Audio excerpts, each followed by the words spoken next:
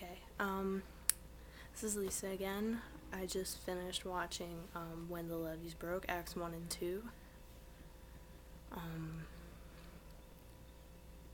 I'm pretty angry right now. I I don't watch the news a lot, and I didn't really follow along with what was going on in Katrina when it happened. And watching that was mind blowing. I mean, I learned a lot. I learned a lot more about the situation.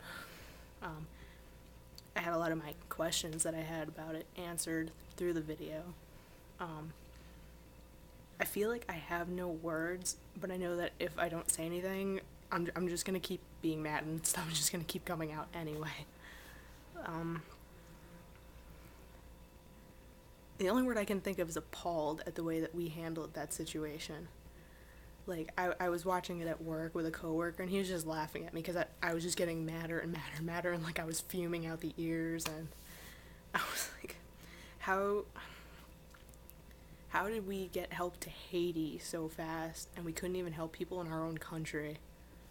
That that is mind blowing. Like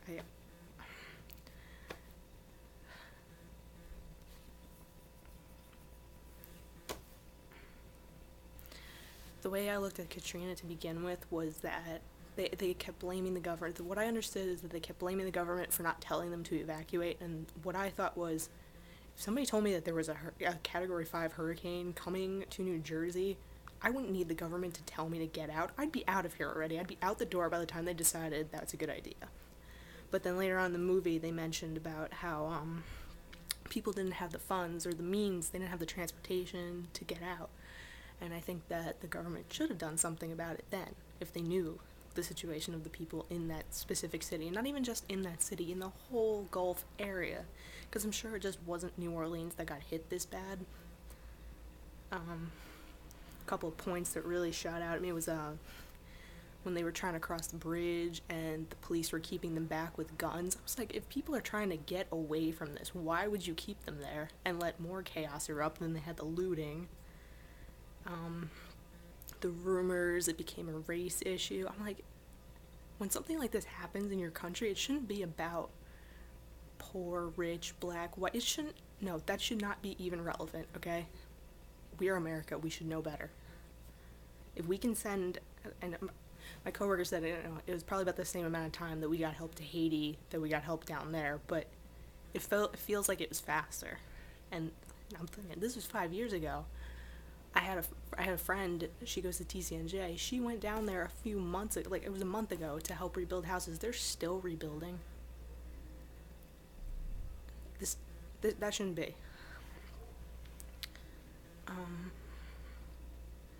Yeah, this about the people being shot at and the chaos and getting out of control. What did you expect when you handled the situation like that? Did you really think the people, weren't going to go crazy if they didn't have food and water for days, if they had no way to get out, if they had no help? What did you think was going to happen? Like, and then the other thing is like, there's so many different sides to the story. No one knows exactly what happened, why it took so long, and that people are left to draw their own conclusions. Like Kanye West with his Bush hates black people. I mean, that's a conclusion to draw.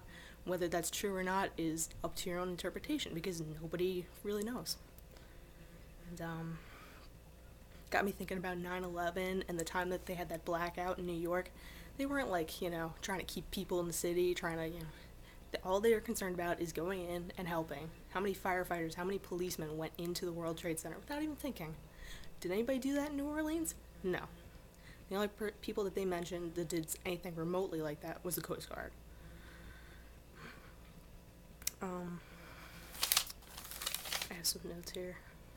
That's my reaction to the movie. I want to watch the rest of it right now, but it's pretty late. I don't think I'm going to do that, but I'm appalled.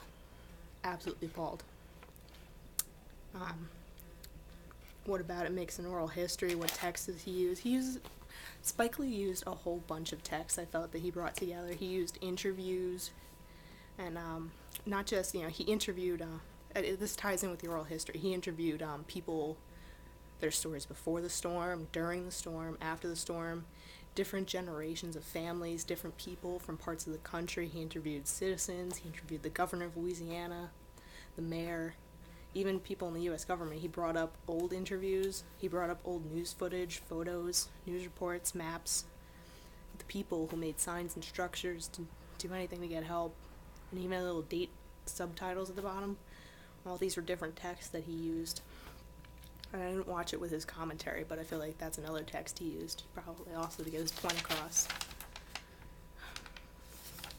Main idea,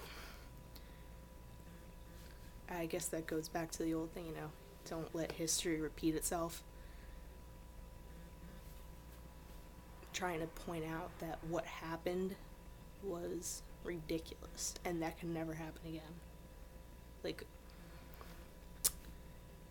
I can understand that they were not prepared for something like that to happen, but they should have been a little quicker in getting their act together for help. If they can do it for other places, they can do it for their own country, I think. But I think the point that Spike Lee was trying to get across was that, it's one big story that not a lot of people heard about. Because, they were talking about how, every time they turn on the news, Bush would be talking about Iraq, and the people are like, hello, we need help down here.